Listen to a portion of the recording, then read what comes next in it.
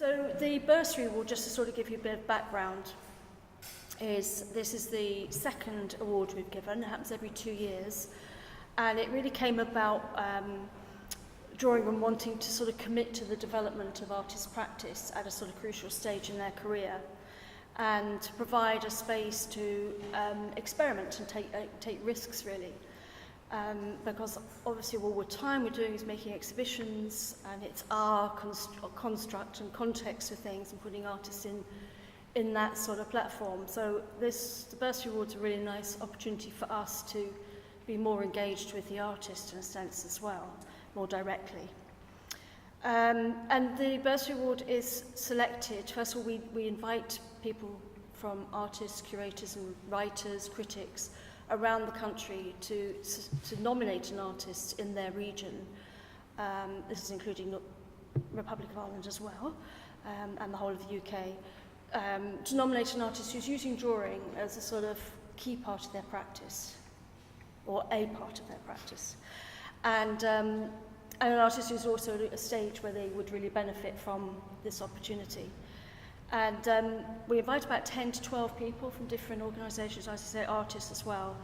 And then the artists, if they're interested, they put in an application, and then there's a selection panel of whom Jenny Walwyn, who's in the middle here, was one of the selectors with myself. Jenny's a freelance writer and curator, and on the board of the advisory board of Drawing Room, and myself and Catherine Stout and Kate McFarlane, co-directors, were on the panel, and Ian Keir, the artist. And it was Helen Legg, who's director of Spike Island, who nominated Ciara.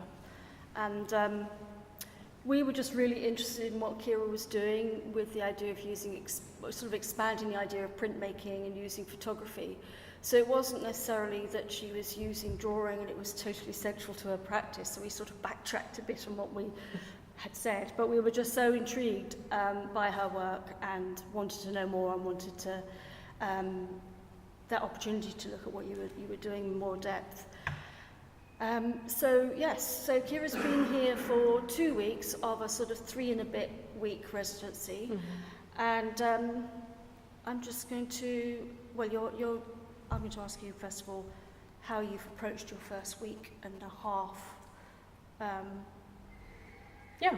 In the studio, using it as a studio. I guess, it bears saying that this is really, I haven't really edited the studio space for your arrival, although I cleaned up a little bit.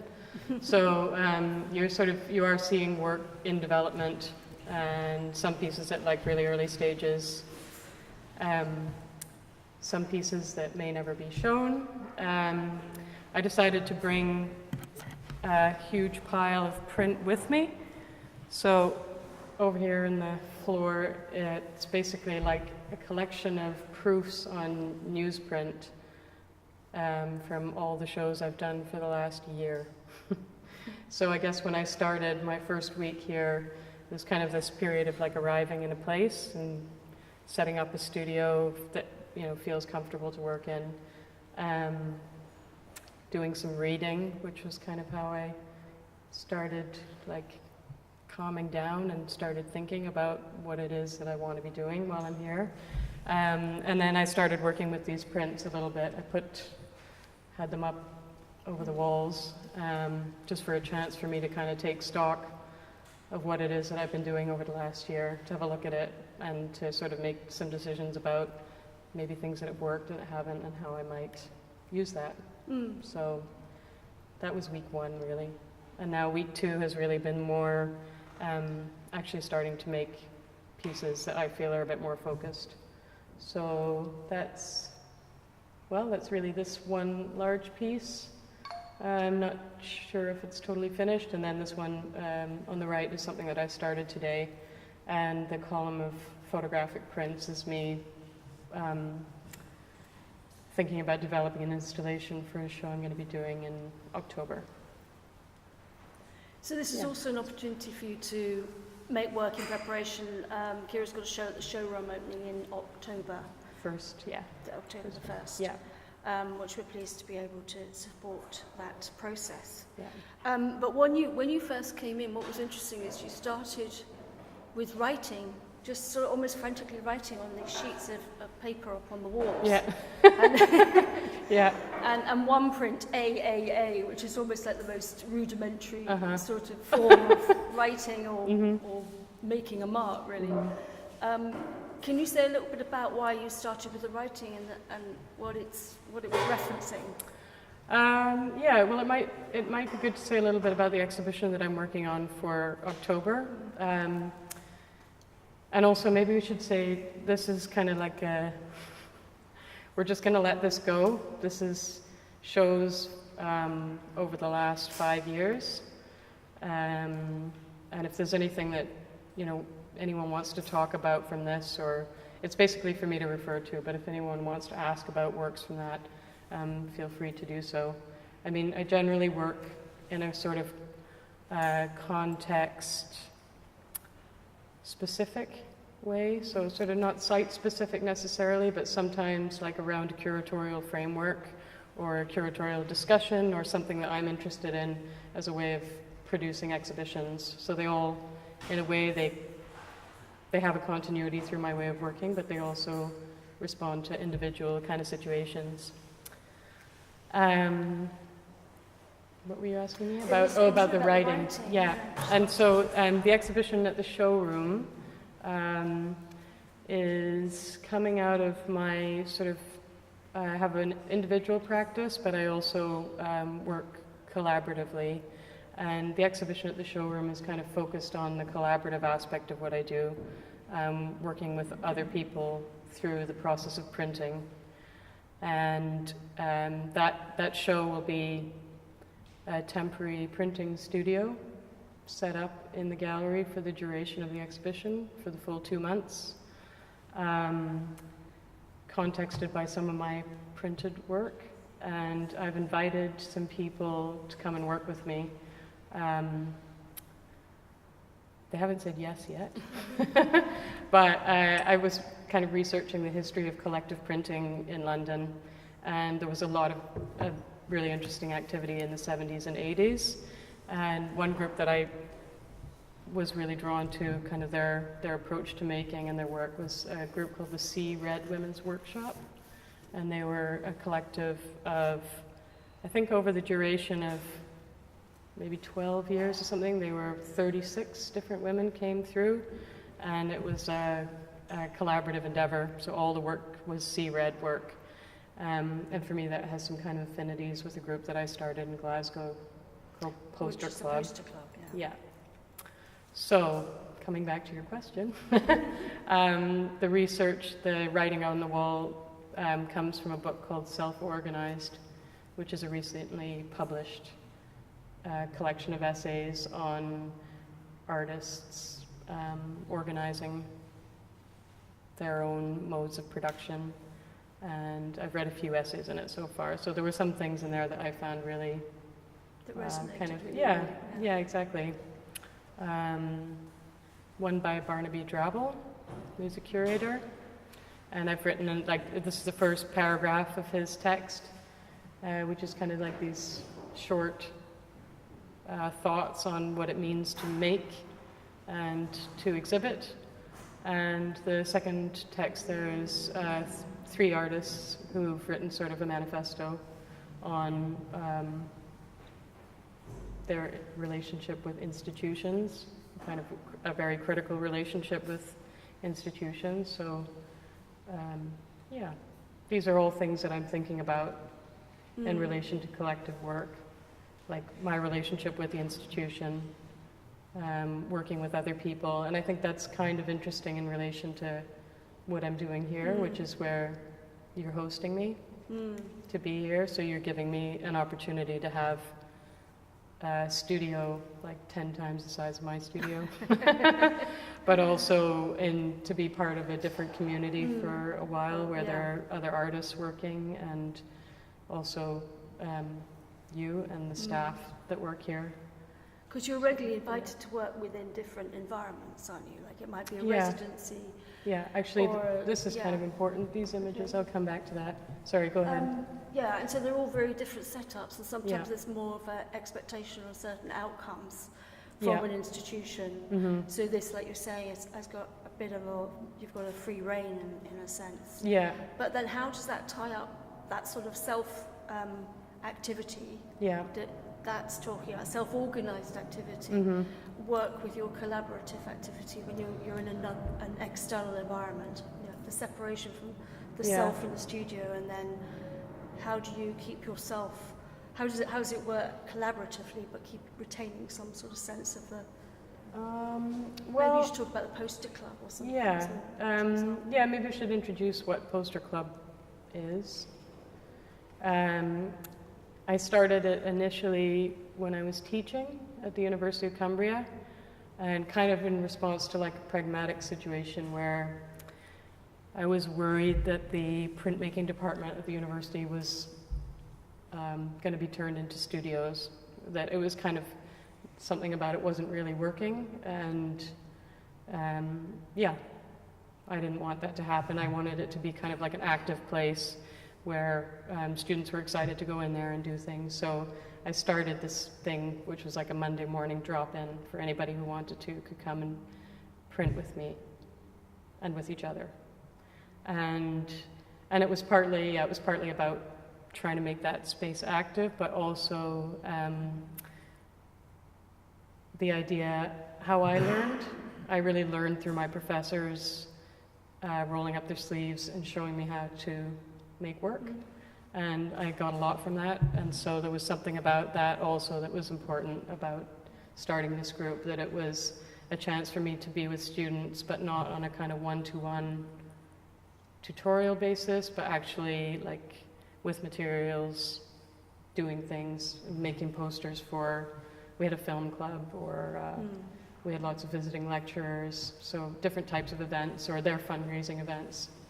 And I suppose sharing skills and ideas Yeah. as well. Yeah, So it's a absolutely. sort of Yeah, collaboration in itself. yeah, and kind of fun.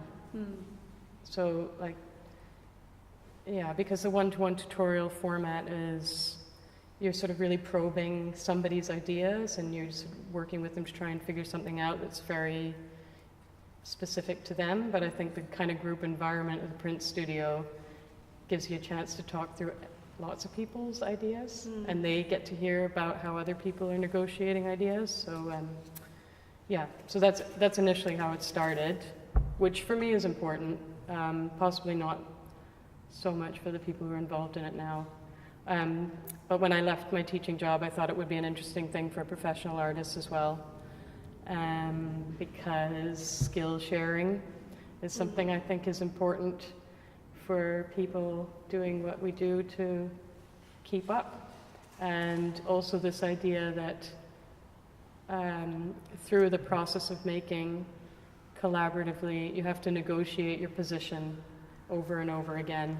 And I feel like when you're making something together, you definitely get a feeling for what people think, like for real, because they are also putting their name to it.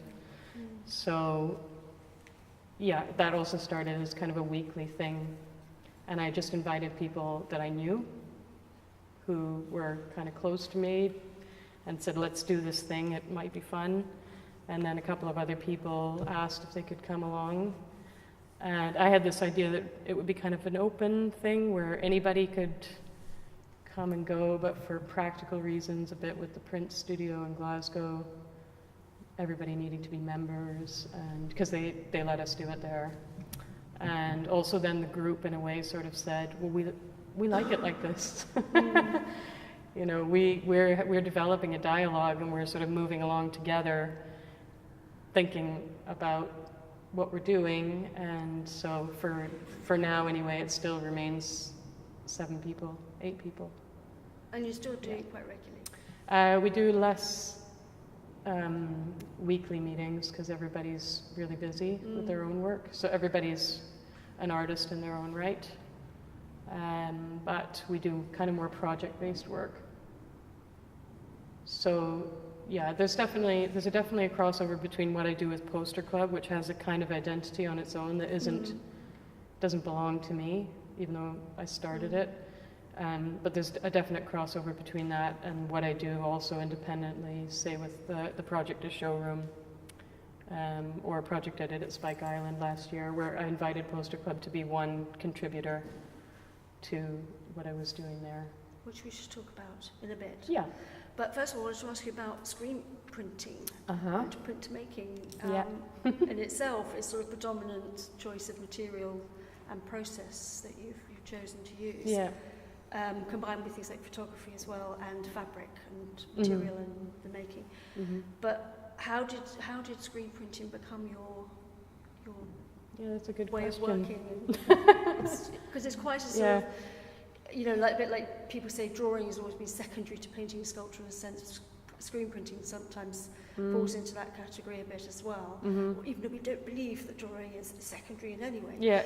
But there is that sort of a perception, isn't there, historically, that is, screen printing is always a sort of a byproduct of things, of another discipline, a main discipline. So I just wondered how screen printing got into your system. Well, I think I was taught really well in terms of screen printing. Like, I had a really technical, precise training with my professor used to examine our prints with a magnifying glass for registration. So I had, and it was quite a rigorous sort of training.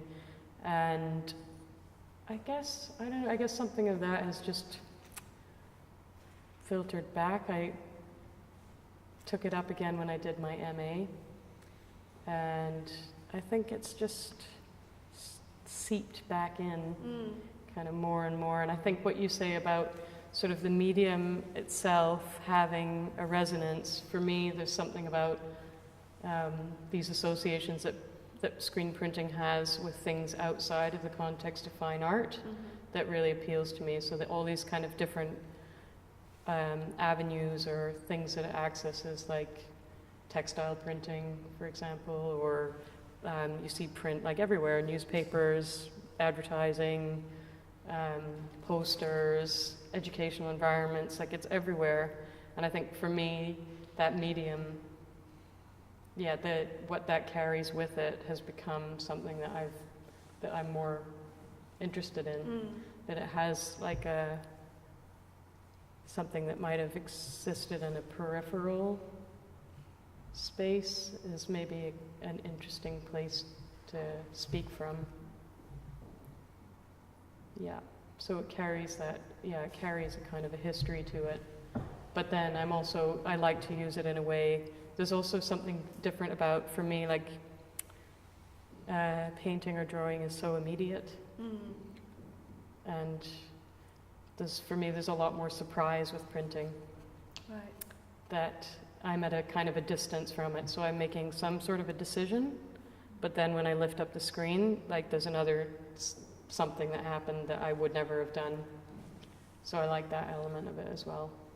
So there's an element of experimentation in it, and inconsistency and incompleteness, and because it's synonymous with being very exact and precise, and the whole idea of registration as well. You've got to get, like you said, you were taught so disciplined to do it precisely. The way you approach it is much looser, I suppose. It's taken me a long time to do that. To kind of unlearn that, trying to be really accurate with it. I mean, maybe like these, I don't know how much people know about screen printing as a process, but usually you use kind of a photographic chemical. You coat a screen with a photographic chemical, and then you expose it to make an image, which is how this is done. But more recently, and as a product of residencies, where I come to a space that doesn't have all the equipment I need, I've started working differently with the screen. So these are printed by kind of a method of frottage, in a way. So the blue piece is like many layers taken off cardboard, and then with like paper stencils. So like the cheap, easy way of doing things, just using a newsprint stencil, and just taking like basically a rubbing off a surface is something I probably wouldn't have done had I continued working in a proper print studio. But it's like, how can I've got some stuff, how can I move within that to do something else? So yeah, I've been doing like taking frottage off cardboard or wood, for example, and you can see that in some of these textile pieces. Although these are all photographically exposed images, but then working in a kind of a painterly way with screen printing as well, like these kind of expressive marks, but then repeated over and over again. And then the use of language as well. It's often the words or letters within the pieces. Yeah. Can you say a little bit more about how that's come about? Yes. Well, there's lots. I kind of remember a sort of a crisis point after my MA, where I was making these really big drawings of words. Piss and vinegar was one, boys and girls, and I felt in a way that what the piece said became a kind of a limit on the other things that might be going on in it, other types of languages. And I set myself a task of sort of not using words anymore, but I said, okay, I'm going to go and just use the alphabet, which is funny that I've done the letter A again for the start of my residency here. But I'm just going to use that as a framework, and I can do whatever I want with it. I don't have to do the whole alphabet, but I like these, it's a frame to wrap my mind around some kind of a structure that has to do with language, kind of basic forms of. So that was a kind of beginning point, was an exhibition I did in 2007, which was called Voweled, where I did A-E-I-O-U, and that was a combination of kind of a constructed wall, which was to kind of be a letter A, a knitted tube, which was to kind of resemble an O, an I, which was taken from a medieval human alphabet, which was just like a single female figure. A letter U, which was a photograph I took of a tank top I had, just this like the neckline. So there were all these kind of other languages, like things that surround me, or historical sources that interest me, or like the language of pattern. All of these things I felt then had a place and weren't pushed down by a particular text. And I think that was an important kind of opening up for myself of, not feeling like I was being too specific. But then it has kind of creeped in again. So this last piece, The Only Rule Is Work, which is a drawing, is a quote from one of my favorite artists, Sister Corita Kent. Yep.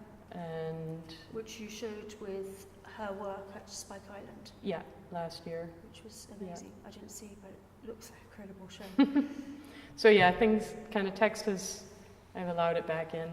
And that must have helped with the sort of influence with her posters, and political messages and things as well, to have brought language back in, and words that are, because the words are very visually powerful. Yeah. Yeah, this is the exhibition I was talking about. So this is the letter O, but it then it becomes something else. It's like an object on a plinth, and it's knitted, and that's the I, and the A is a door, and that's the letter U seen through the door the other way. This is Poster Club.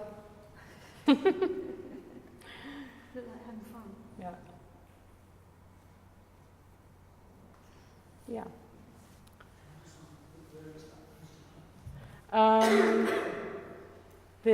We work in Glasgow.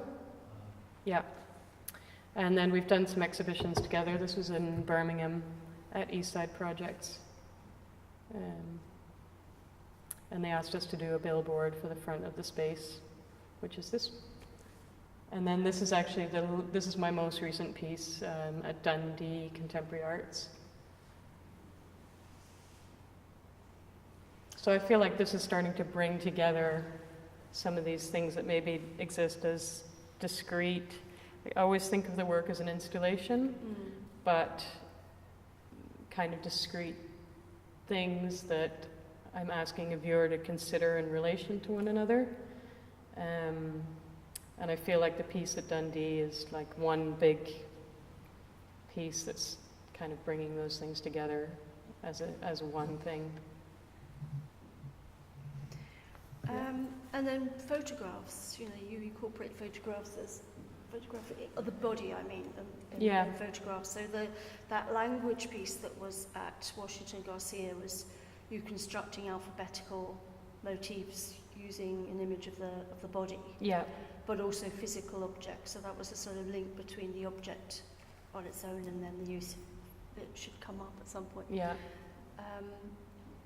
Was that a starting point for those, or were the objects first? And then the photographs? Do you know the piece that the pieces that they're a little bit further along? I don't know if I can get there. I'm loath to do this because it took so long to set it up. But you don't use your own body. You no, I use never other use people, myself. then, I'll often ask friends to pose for photographs for me. And the first time I did it was for an exhibition at Washington Garcia, where I'll sometimes like make a piece of clothing, and then as a kind of catalyst, and ask somebody to wear it as a way into a photograph, maybe. The first time I did it, I made a jacket that I was thinking about sort of the human alphabet led me to thinking about the body in relation to text.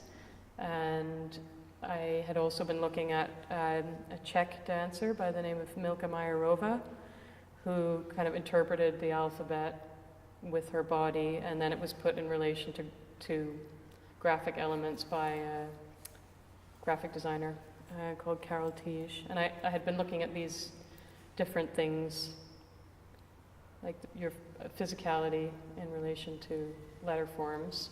And I made a jacket that was supposed to be like semaphore, like another way of signaling the alphabet. So it was like the arms of the jacket had two different colors, like a semaphore flag. And I asked a friend to pose, signaling all the letters of the alphabet. And I had also made a couple of other things in the studio, which I brought along with me. And then they ended up being these photographs of her holding these poles above her head. And that's something that I've kind of continued then. So that was quite specific. That was about the alphabet. And I guess I've tried to let the work be more open. So like not feel the need to have that structure anymore, to kind of have confidence and be more intuitive about my decision making, and for myself let things that I maybe don't necessarily understand to happen. Which brings us, I suppose, to the ideas of your work being abstract and what that means.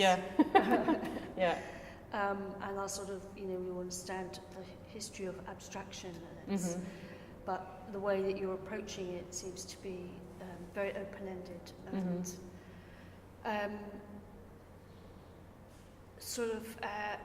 we were talking briefly the other day about how some people have been talking about abstraction as being a sort of metaphysical or a process to find that metaphysical understanding. And then Jan Veer, I can't never pronounce his name, Jan Veervert. How do you pronounce it better than I do? Veervert, yes. He describes abstraction as the opposite of information. Sort of in an age of processing information all the time through our digital world, etc., and our way of cultural production through information, that abstraction sort of becomes a singular experience of suspended meaning, to sort of to see and think and feel, and that's a sort of release from the cycle of mass production. Yes. And I wondered Yeah. So abstraction sort of becomes, I guess, like an experience in and of itself. Mm-hmm. So I was wondering how you feel about this idea of abstraction in your work and what it means to you. Yeah. Is it a way to... I think it's a way into a process, maybe. I'd say, like, with something like this, that's like a moving towards abstraction through letter forms. Mm-hmm. And then, like I said, about sort of like opening up something, like just letting it roll. Mm-hmm. Maybe sometimes I just want to do something. And so it's quite intuitive. So it's really intuitive, and it's a way into a process or something that results in a kind of an abstract, or not a way into, but it's a way through something that results in an abstract outcome. So, like these pieces, I'm maybe loosely thinking about a bitmap, which is how these are made, this like assembly of dots that create an image. But, you know, as I print, I don't think that's really necessarily important. I think like, and then as I print, something happens and it becomes like this sequencing of a process as it goes through. So there's yeah, elements so I of think repetition and multiplying and mutability. Yeah, and then doubling up and layering. Yeah, and but then there's also a kind of an openness to the end product. So I then can, when it comes to exhibitions, which is where I make decisions about how I want things to sit together, then maybe it reads in a different way. So like this is a good example, this next piece. Then to me, I wanted it to be like a hug and a kiss. But I mean, in its own right, they're really open-ended. I've used also like the X as a kind of a signal for like decision-making, like a vote or assessment of something. And I like the fact that, yeah, these things can be open through the working and then maybe manipulated a little bit by me when it comes to the show. So I'm just figuring it out for myself as I'm producing it. Yeah. I was going to ask something quite specific because I saw that show at Imberley Oh, right. in Edinburgh, Yeah. and sort of by accident.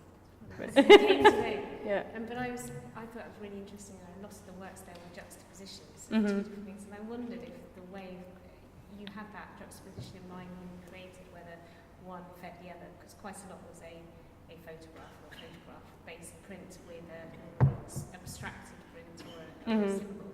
Yeah. I wonder if those works were created at the same time, or whether it was an abstraction created after you made it. You started to It was done after. Yeah. So the two that I just talked about, I bought these stretchers, like pre-made canvases, and with the idea of stretching one of my prints over it to see, kind of get a feeling of a different physicality, because mostly I show them like this, where they're more like a banner, where they're loose. I rarely stretch them, so I just wanted to try it out. And then I had the ripped off canvas sitting on the floor, and when I had remnants of previous prints, like a little bit of ink left on the screen, I would pull up the canvas and print on it. And so, yeah, I really don't have in mind what the installation, in that case, especially in that show, I didn't really know what the installation was going to be like at the end. I kind of then realized that actually these two things made sense together, like the thing that was ripped off to something else, that they kind of needed each other to work, like the painting that I made sort of needed this counterbalance of the, yeah. So yeah, I guess the answer is it depends on the piece, but in most cases, a lot of the work happens in the install. I think it's quite interesting though that it reflects accidentally your way of working, and that your way of working is your thinking around the photographic print, which is quite a literal thing. Yeah. At the same time as producing abstractions from process-based work. So I think that's really interesting that you know, you have both next to each other on the studio floor that you can Yeah. put them together. Yeah. So it's maybe not such an accident. Yeah. Yeah. Well, I guess it's just about, yeah. I really like that with the process of print as well, that you can have all these things on the go at the same time. And for Inverleith House, that exhibition they often do shows that are two parts. One part is from the historical collection at the Garden, and then a contemporary artist. And so I worked with Paul Nesbitt, the curator there, to make a decision about what the historical part was going to be. And he showed me these prints they're called nature prints, which is basically a print directly from a plant specimen. And it was a way of trying to record, like a very early printmaking process to try and record a plant as it is, rather than interpretation through drawing. Anyway, I thought that was really interesting in relation to something like I'm doing here, this process of frottage, that it's like a print from something real. And and so that was kind of a lot of my thinking came through that process-oriented way of thinking about print for that particular show. Yeah, they were amazing, the nature prints. They're really amazing, yeah. Bordering on abstraction themselves. Mm-hmm. Most of them. Yeah. Yeah. So these were the photographs we were talking about, where the object was sort of like they're holding a physical object. Yeah. So, yeah, really nice. It's interesting how many artists are using screen printing these days. Yeah. And obviously lots of poster and magazine imagery and advertising is fed into things like, we were talking about Wade Guyton, who comes from a very different angle to you, but it's sort of your peer group in a sense. But there is a lot of artists who are engaging with that medium at the moment. Why do you think that? I don't know. Why do you think that is? I don't know. Well, I guess it's the media world, but but actually, the way that you're working is different to that sort of using found imagery and advertising imagery, existing stuff out there in the world. You're making your own images, which. That's really. I think that's really important for me. That maybe they have, because they're printed like a bitmap, one often black, they have this feeling of being connected maybe to a history, but they're not. And often people will write about my work if they'll say like found images, and I think I've got it all wrong. Nope. Yeah, I don't know, does anyone else have thoughts on that? Why screen printing? Why printing is making a kind of, I think it's definitely making a comeback. I mean... Is it because quite a lot of artists have been using computers and sort of Photoshop and things, and they want some sort of sort of hands-on experience with the physicality of inks and making... I think it's also in line with what you're about the structure and the no structure in the sort of world that we're living in this kind of quite a difficult world. Having structure is quite satisfying. There's something quite tangible about it. Yeah. And maybe it's that kind of tidal relationship with chaos and structure that kind of allows you to recognising that both of those have a part to play. Yeah.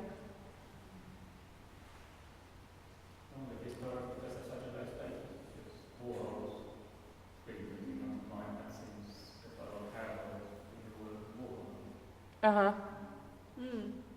Oh boy. Are you questioning that it has a kind of secondary status? Because it has existed like really predominantly through somebody like Warhol? No, or okay. Yeah. He achieved, I suppose, painted impact with screen. Yeah, yeah. push the boundaries like you are, Whoa. printmaking. Well, I wouldn't, yeah. Well, try. Yeah, yeah. Yeah, I think, I mean, that what was interesting about that was, well, so many things interesting about also about the question of authorship. And I think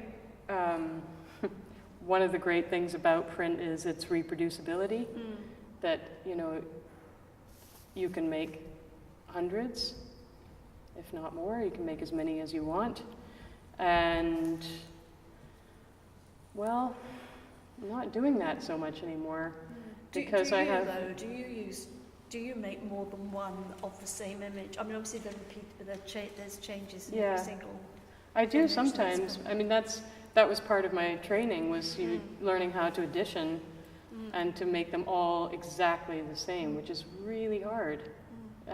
But I have a lot of editions of my own work in my studio.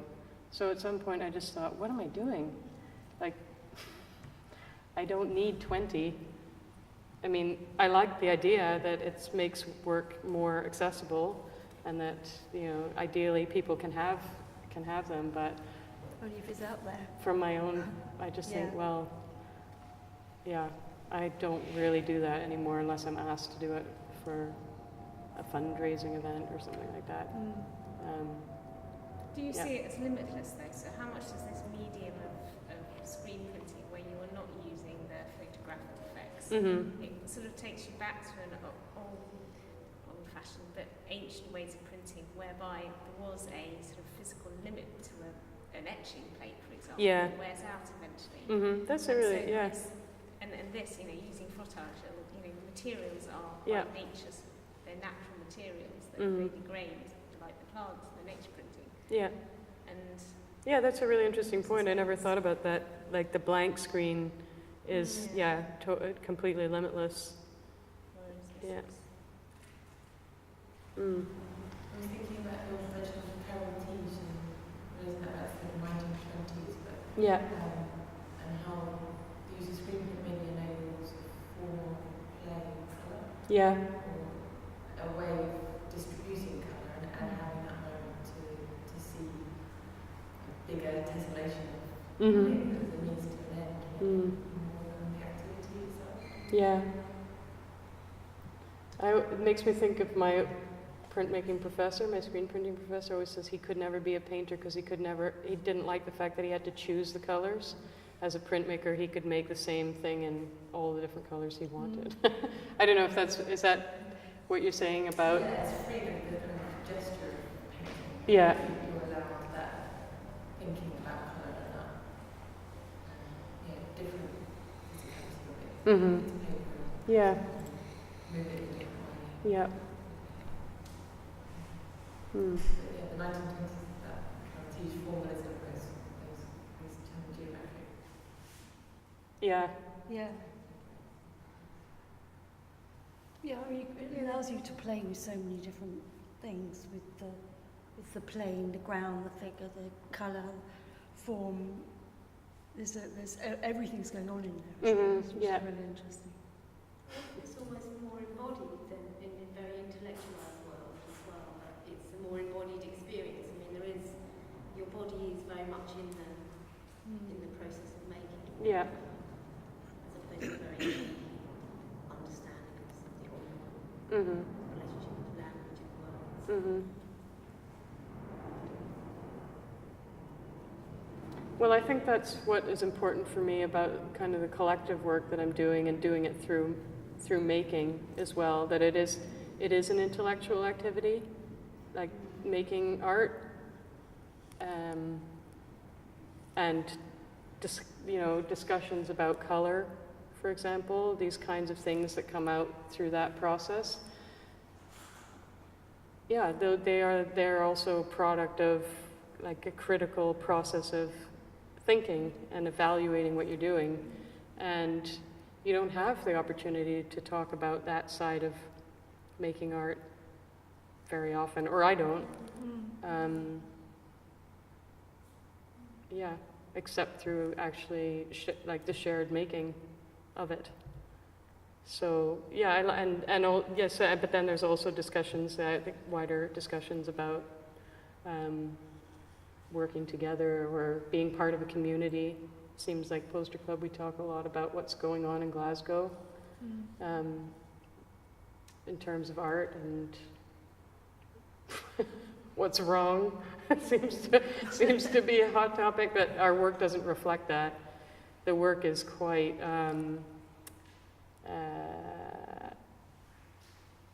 fun.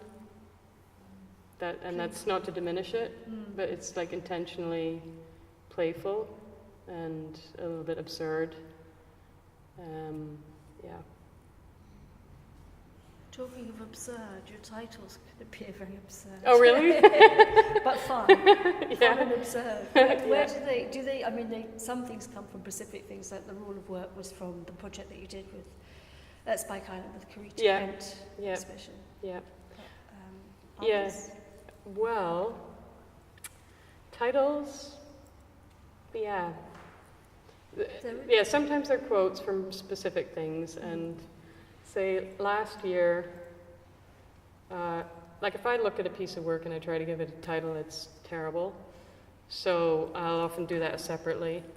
And last year I was on a residency in Zurich, and I just happened to have like a JP Ringier catalog for their latest publications, and I spent a day cutting it up and like taking out words that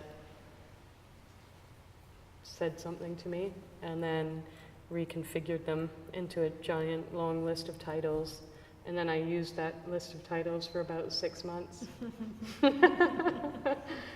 So yeah, maybe that's why they seem absurd, because they come from they'll come from a completely different place a lot of the time, and they're intended to give you maybe direct a way of thinking about something that otherwise looks very open-ended. Yeah. Does anyone want me to? Yeah. Any thoughts? Can you forward the interaction? Yeah. I think it's very, yeah.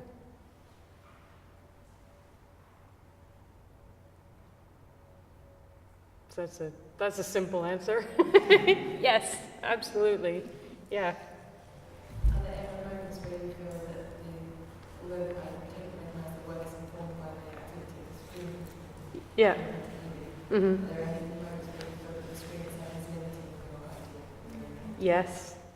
It's a rectangle, and I seem to make a lot of rectangular art. But I also, I think because there is so much in it, like there's so many ways that I can go with it, at the moment there's a kind of an excitement in that. But I would really hesitate to limit myself as an artist for a whole career. I mean, I would say I'm still in an early stage in what I'm doing, to say that this is going to be what I do for the rest of my life. But at the moment, for me, it's kind of, I'm still excited by it. Yeah. But, yeah.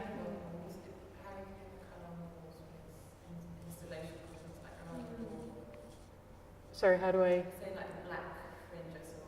Yeah. Is that screen printed directly? That's painted, but in some instances it's screen printed directly onto the walls. And do you use cut-up imagery like existing, proofs, and then stick it on the wall as well, or is it mainly? Not really. No, I usually make new things for each show.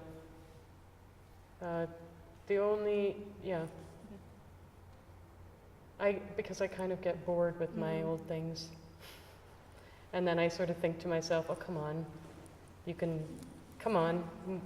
move along, or, that's kind of the excitement of making art as well, isn't it? It's like you don't really know what you're going to do, or at least I don't.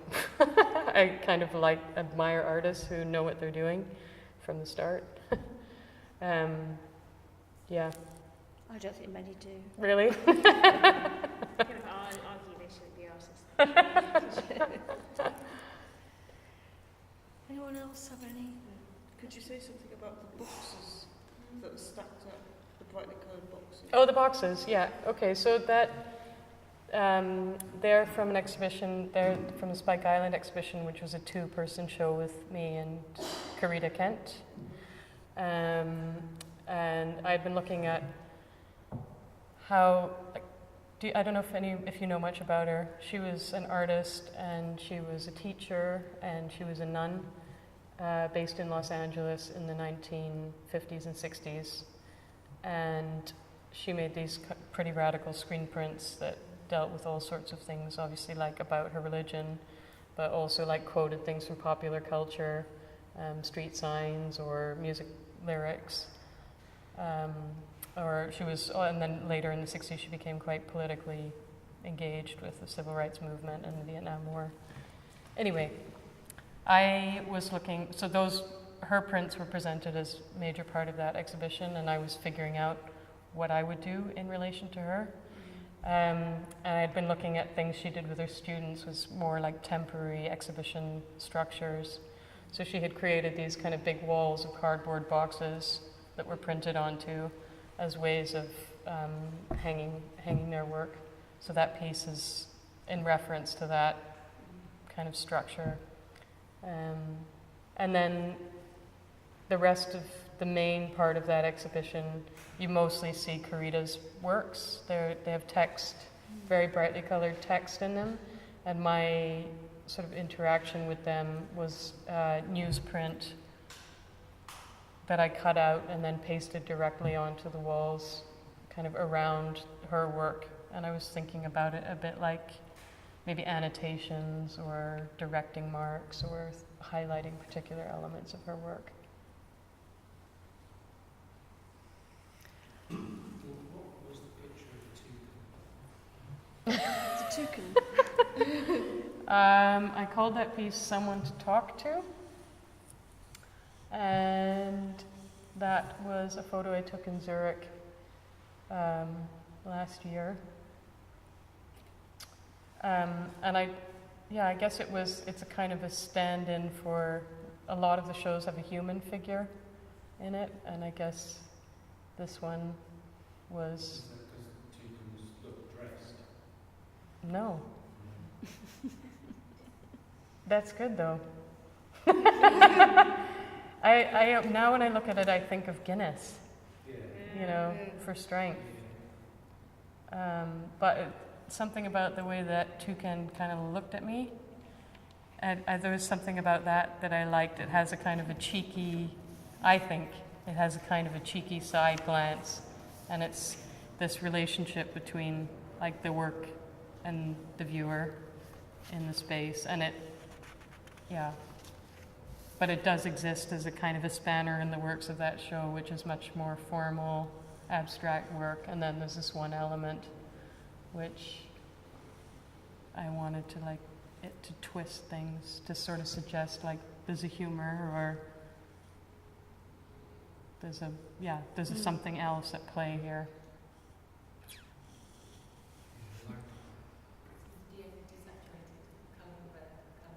Yeah, exactly. I take the color out of a lot of really colorful photos. Yeah, but that, to me, that came out of like print. He's also sitting on your album pictures. On what? Thing with the round hole. Oh yeah, it's a It's weird. like the sewage. Oh yes, exactly. Yeah, he just lives in a greenhouse in Zurich, and the person who was hosting me there took me to meet him because she told me that she'd been having a hard time and she just went and hung out with the toucan.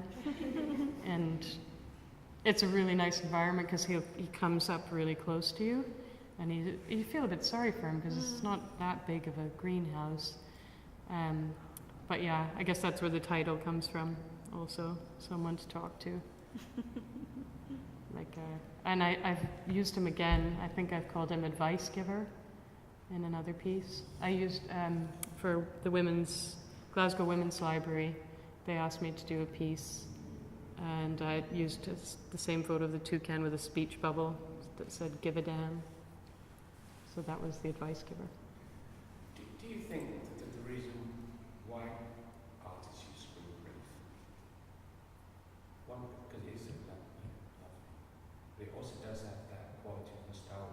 Yeah. Yeah. Illuminating a nice thing with good. Yeah. Yeah. It does, doesn't it? Yeah. It brings you into a world that Mm. Same thing with desaturating you colour from photos. Yeah. It gives you that sense It's of very nostalgia, seductive. very Mm. interesting.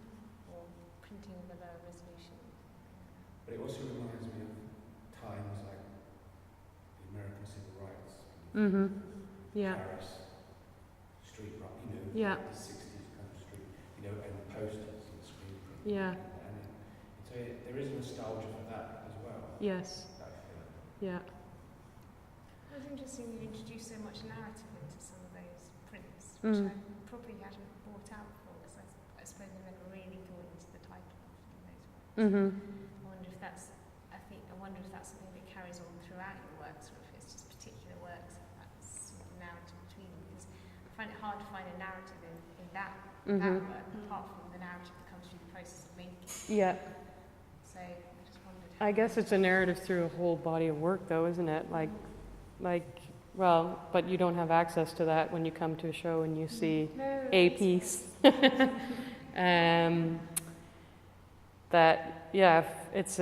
This really, for me, the development from this show, the voweled, this alphabet, and then opening up out of that, and then moving through the medium, not just having it represent something, that has got me to where I am now.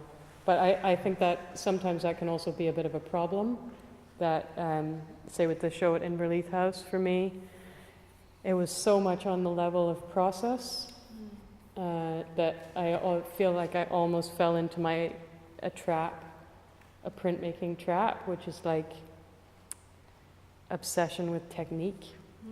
So where the photographic images that are desaturated and printed in one color, that was really about me saying no to printmaking that is good because it has 30 layers in it. That's a lot of the time, it's a really amazing print because it has so many colors. It was trying to reduce that. But then I do think more recently some of the specifics of the method have maybe become a bit too important. Because they're pretty hard to access. How do you jolt yourself, this is just a practical question as an artist, how do you jolt yourself out of that state? So if you feel like you're going into writer's block, into a rut, but if you're becoming consumed by process, how do you inject something disruptive in there? Is it by setting another constraint, like I must only work with black and white? Or So far not. Just keeping on going. It doesn't look like you're in a rut, but Yeah, I think just feeling like feeling like I know, or that's maybe what's happening. yeah, as soon as you know it. Yeah, I'm thinking, But do you think you needed to go through that very disciplined process to get to where you are, or do you think Sure. a naive artist or an outsider, or a kind of self-taught person could have got to where you are without going through? I don't know. No. It's not really. What do you think? I love the No, idea. it's You talked about undoing some of what you've learned. But you don't really undo it because it's all there. It's still there. So if tomorrow you had a commission where they wanted a very exact set of prints, you'd be able to just do it straight away. I can still do it. Yeah.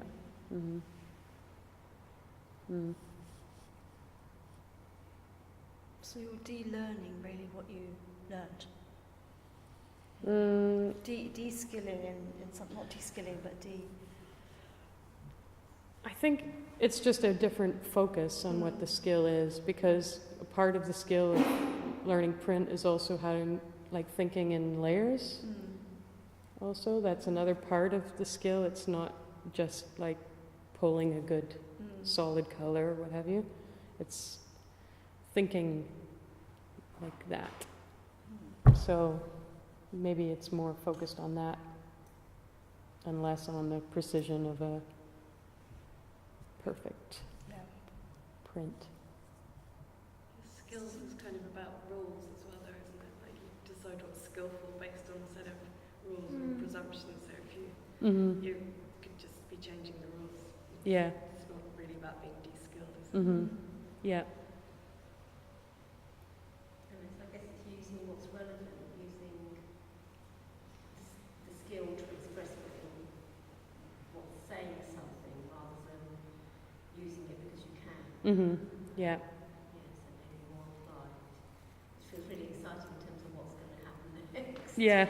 In terms of, now you come to that understanding of you can play with both aspects of this Mhm. kind of intuitive and rational side. Yeah. It's going to yield something which is cohesive. That's, yeah, hopefully. Well, I think unless there's any burning questions or thoughts, just like to thank you very much, Ciara, for Sure. giving your time up to share your work with us. And I hope everyone gets a chance to see Ciara's show at the showroom. It's not a show; it's more of a sort of working in progress environment there. But I hope you all get a chance to see Thanks for her coming. there. And thank you all for coming very much.